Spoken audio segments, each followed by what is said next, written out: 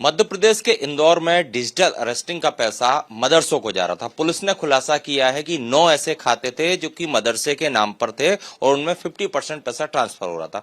पूरे प्रदेश में इस समय साइबर फ्रॉड हो रहा है। सबसे लेटेस्ट तरीका जो है इन जालसाजों का वो डिजिटल अरेस्टिंग है। भोपाल में भी करीब 10 से ज्यादा ऐसे केस सामने आए हैं जिनको कहना चाहिए कि इन्वेस्टिगेशन जो है शैलेंद्र सिंह चौहान जो एडिशनल डीसीपी हैं वो कर रहे हैं। सर, जो डिजिटल अरेस्टिंग हो रही है या साइबर फ्रॉड हो रहे हैं, एक बड़ा खुलासा हुआ है कि इसका पैसा मदरसों को भी जाता है।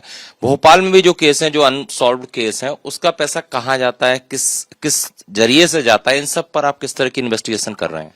मैं भोपाल के संदर्भ में और डिजिटल अरेस्ट के संदर्भ में बात करूं तो यहाँ पे लगभग आधा दर्जन केस आए हैं और हम बड़े सौभाग्यशाली हैं इसमें कि पहले जो 4 केस हुए इसमें हमने रेस्क्यू किया है। हालांकि 2 मामलों में लोगों के पैसे भी चले गए, इस पर फ्रॉड हुआ।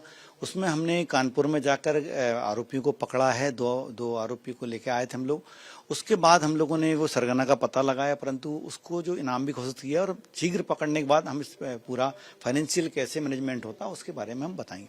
दूसरे मामले में जो 10 लाख का फ्रॉड हुआ उसमें 7 लाख और जो है 3 लाख की राशि 2 जगह से तीसरे लेयर पर खाते में विड्रॉ हुई है। महाराष्ट्र से विड्रॉ हुई, हरियाणा से विड्रॉ हुई, उसमें बात करते हैं सम। और ये एक तरह से रैकेट पूरा काम करता है जहां पर कि कुछ लोग कॉल करते हैं, कुछ लोग पैसा डलवाते हैं, कुछ लोग खाते खुलवा के पैसे को विड्रॉ करते हैं। तो पूरे रैकेट के रूप में काम करता है। और कई बार क्या होता है, इतनी दूरी से अपराध होता है कि पुलिस को जो रिपोर्ट होती है उसके बाद इन लोगों के पास इतना समय मिल जाता है कि ये लोग उसका पैसे को खुर्दबुर कर दे। तो कई बार बरामदगी की समस्या हम लोग पास रहती है। अभी हम लोग आगे की जो परतें खोलते जा रहे हैं और जैसे भी उसमें आगे कार्रवाई हुई हम अपडेट करते रहेंगे। जो मनी की डिलीवरी होती है, मतलब एक से दूसरे तीसरे जगह, तो देश के बाहर भी ये पैसा जा सकता है फ्रॉड के जरिए? देखिए, हमें कई मामलों में जो साइबर के फ्रॉड हुए हैं, हमने आरोपी जो दुबई में रहता था उसका एलओसी जारी करवाया, यहाँ पर आके पकड़ा है। कई बार इसमें आईपी जैसे कंबोडिया के आए, पाकिस्तान के आईपी आते हैं, पाकिस्तान के व्हाट्सएप नंबर आता है। तो जब इंटरनेट की बात करते हैं तो वर्ल्ड वेब वाइड, यानी ये ग्लोबल है, यूनिवर्सल है। इसमें देश, प्रांत, जिले की कोई सीमाएं नहीं होती। कोई व्यक्ति कहीं से बैठ के फ्रॉड कर सकता है। इंटरनेट काल कहीं इसके कोई रोक और कहीं लिमिटेशन नहीं है, तो कर सकता है। तो इसमें देश और प्रदेश कोई सीमाएं नहीं होता। अंतर्राष्ट्रीय स्तर पर भी वहाँ के लोग भी कर सकते हैं और हमारे इंडिया से भी कहीं जगह फ्रॉड हो सकते हैं। जो इंदौर के मामले में पुलिस अधिकारियों से पूछा कि मदरसे में तो पैसा जा रहा था, क्या टेरर एक्टिविटीज में भी जा सकता है, तो उनका कहना था इन्वेस्टिगेशन चल रहा है।